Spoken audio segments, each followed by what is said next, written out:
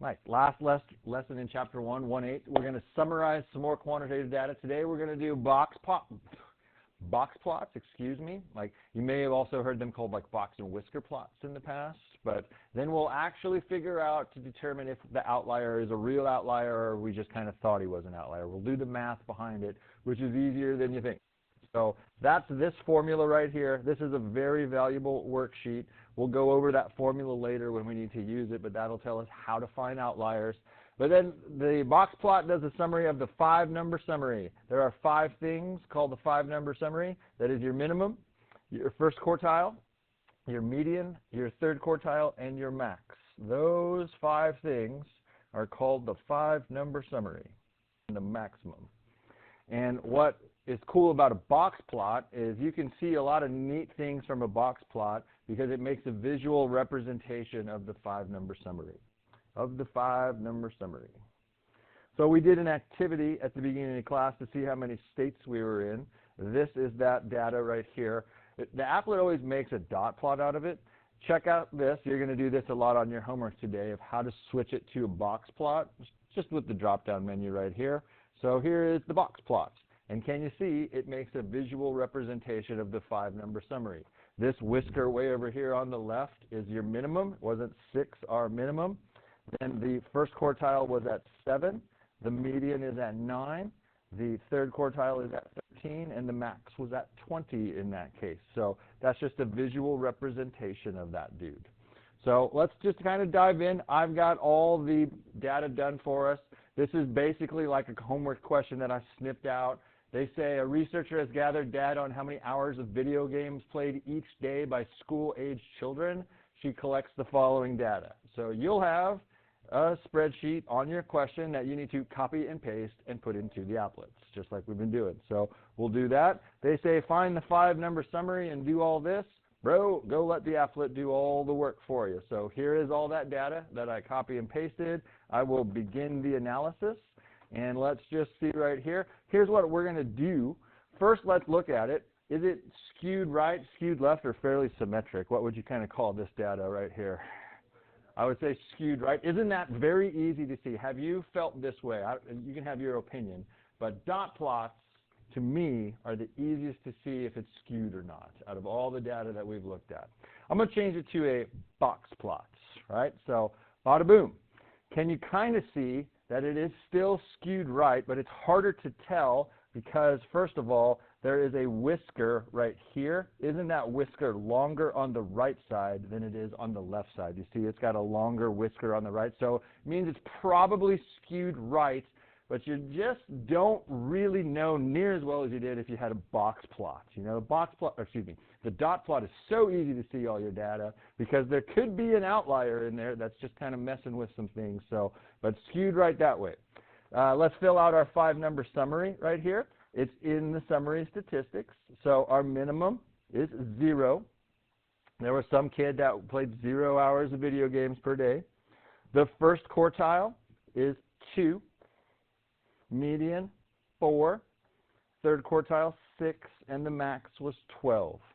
Half a day some kid was playing video games, 12 hours, right? So whatever, that's just the data. And remember, we learned this last time. They're called quartiles for a reason because there's 25% of the data in there, 25% of the data in there, 25% of the data in there, if my pen would work better, and then 25% of the data in the other guy right there. So they ask us a cool question. Sorry that my pen freaked out, guys. They say the middle 50% of school-aged children played video games between blank and blank. The middle 50%. Don't forget, we are in quartiles here. How do you feel that the middle 50% is in this zone right there? If it was all 25%, 25%, 25, is this the middle 50%? That is known as the box in the box and whisker plot. Are we okay with that? So that is the box. What are the two boundaries on that? Well, isn't this Q1 right here, and this is Q3? Are you with me on that? So they're between 2 and 6. And if I was to subtract those numbers from each other, isn't that the inner quartile range, right? The inner quartile range is 4, like 6 minus 2, right? They vary 4 hours in that range, but the low was 2, the high was 6. The bottom 25% of school-aged children play video games less than blank hours per day. Isn't this the other 25% that they have over here, right? So less than how much? I like the 4 suggestion. Thank you. 4 is at the halfway point. Are you with me on that? 4 is right here in the middle. We want just the lower 25%. So if I want less than 4, that's the lower 50%. We want less than 2. Is that cool with you? So the bottom 25% play video games less than 2 hours a day. How did I get the 2? 2 is the first quartile, right? So 25%, 50%, 75%, 100% going up in that case. And then the top 25% play video games more than what? Where would you look at to find the top 25%? Which quartile? Third quartile. More than 6 hours per day. Are we okay with that? Pretty basic one. Thank you, applets, for doing all the work for us. They found all of those quartiles. Awesome sauce. Next. Ryan and Brent were curious about the amount of French fries they would get in a large order from their favorite fast food restaurant, Burger King. They went to several different Burger Kings and got a bunch of large fries, and they weighed them. It's like if they went to Burger King in Hayes, they got a large fries, figure out how much it weighed. And maybe they went to Victoria, well, Victoria doesn't have one, but other towns that have a Burger King, and they weighed their large fries. So they got all this data right here. They say, find the 5-number summary and interquartile range. Cool? Are you cool that you would copy that data and put it into the applet? I have done that for us, and I have made a box plot of it. So there is the box plot. Do you notice something different about this box plot before we start filling out the data in this place? Do you see something weird on my box plot? Like there's a box and whiskers and something else. There's that weird dot off to the side. I'll bet you know what that dot would represent. Take a wild guess what that dot would be, since he's like way to the left or possibly way to the right. He would be an outlier. That's a cool thing, is if you put your data into the applet and you want to know if there's any outliers now, if you switch it to a box plot, it will show you that there are outliers. There is an outlier in this data. So the minimum is still 152. Like the outlier is a part of the data. Just like when I was put into the age group, even though I was the outlier, I'm a part of the data. You don't get to eliminate me just because I'm an outlier. The first quartile is 163. Look what they did here. They called it the second quartile. I literally snipped this from homework. Who's the second quartile? Because it doesn't say it in here, like which one is the second quartile. He's the median. All right, first quartile, second quartile, third quartile. So he's the median, which is right in the middle. Third quartile, 170. The max is 173. And then notice it never tells you the interquartile range in here. Who do you subtract from each other again to do the interquartile range? Q3 minus Q1. 170 minus 163, 7. Cool. So then you do that. It says create a box plot and list any outliers. Sweet. Didn't have to calculate anything. 152 is an outlier. And I just want to discuss this because it's going to happen later today. Is 152 a low outlier or a high outlier? Like, is that data really, really low? Like, in the age group, would you believe my 45 was way older than y'all 17, 18 years old, right? Wasn't I a high outlier? So what is this 152, low or high? It's to the left, right? It's way too low.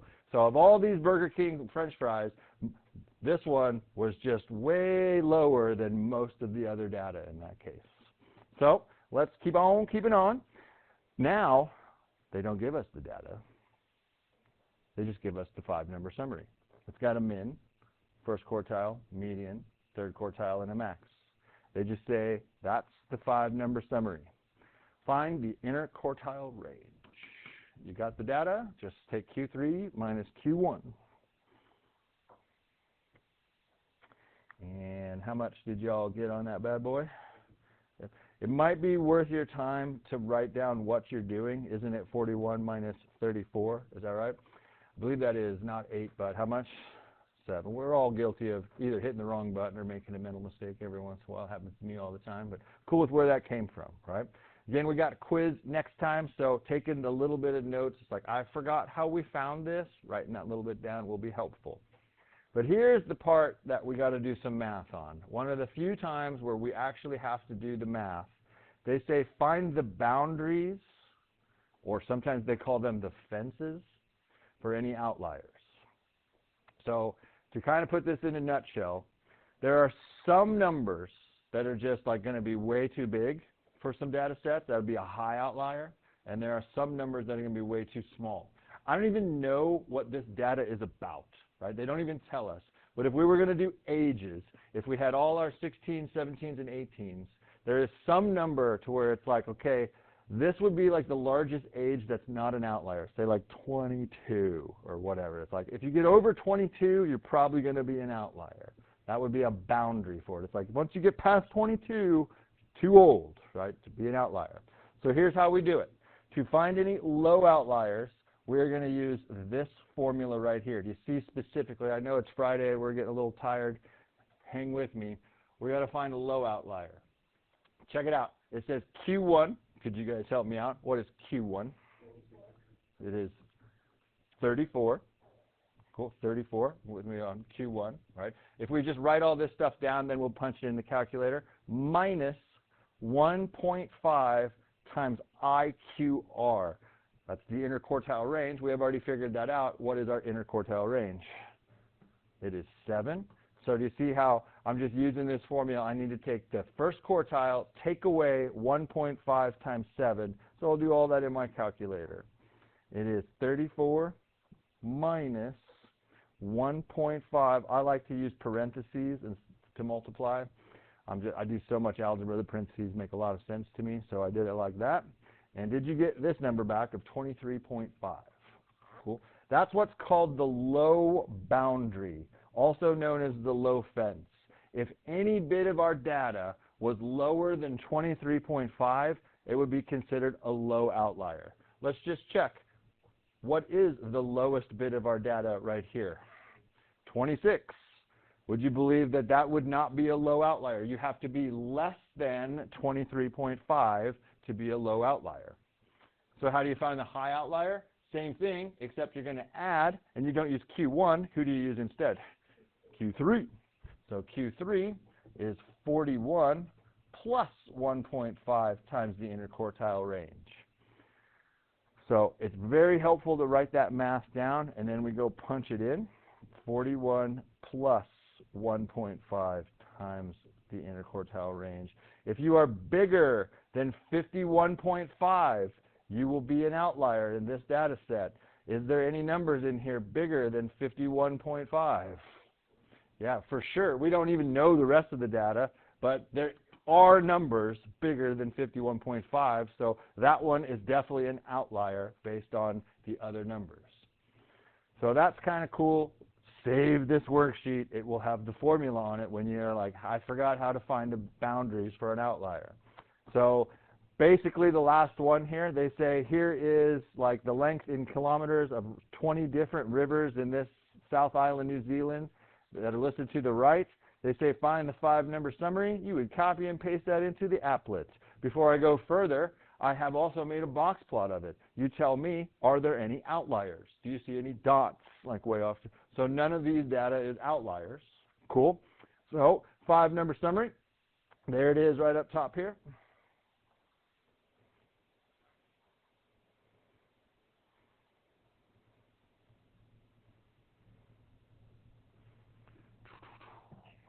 Sorry that it's so tiny. So we got those 5, the minimum, the first quartile, the median, the third quartile, and the max. Interquartile range is Q3. Take away Q1. So it might, again, be helpful to show yourself what you're doing on that one. 187.5, take away 81.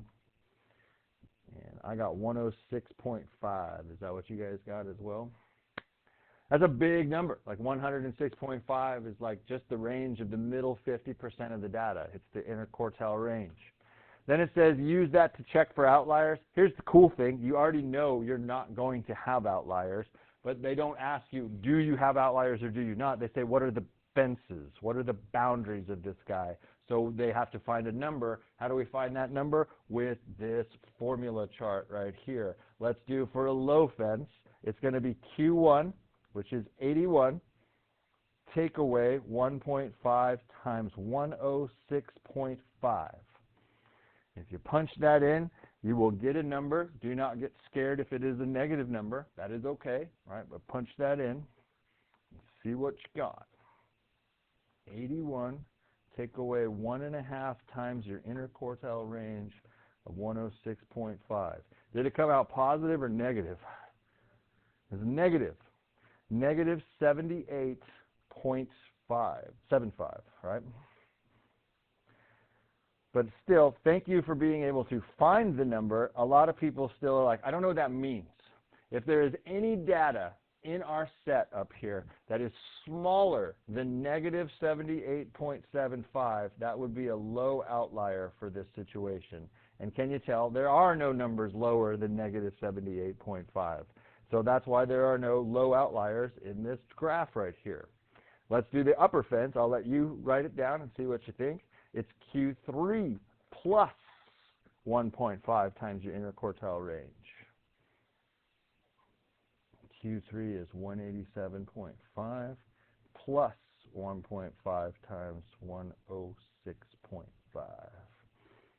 Taking those notes so you can see how you found them days later. And I got this, 347.25. Did you get that as well? Are there any numbers bigger than 347.25? So if we didn't have the box and whisker plot drawn, you'd have to go looking through your data and see if you had any bigger. First thing I would do is check the max, right? It's like, nope, the max is 322. There are none of them bigger than 347, so it does not have any high outliers either. Let me know if you need help with that. There's one quick little question right here where they just made the box and whisker plot for you and asked you what the 5-number summary is. So the minimum is right here. What is the minimum? 13. The first quartile is right here. That's that guy right there. He is 14. Cool. Finish the rest. The median is the next one. The third quartile is the next one. And the max is the big boy. So it's just learning to read that. The median is 15, and then 19, and then 21. What do you think about this data right here? Fairly symmetric, skewed right, or skewed left? What do you think the box and whisker plot should look like if it's fairly symmetric? The median should be very much in the middle, right? The box should have an equal amount of space on the left side of it and then on the right side of it, you know, like this one. Can you see that there's way more orange than there is blue on that one? He's probably not fairly symmetric. Cool. All right, let's try the homework, and let me know if you have any questions.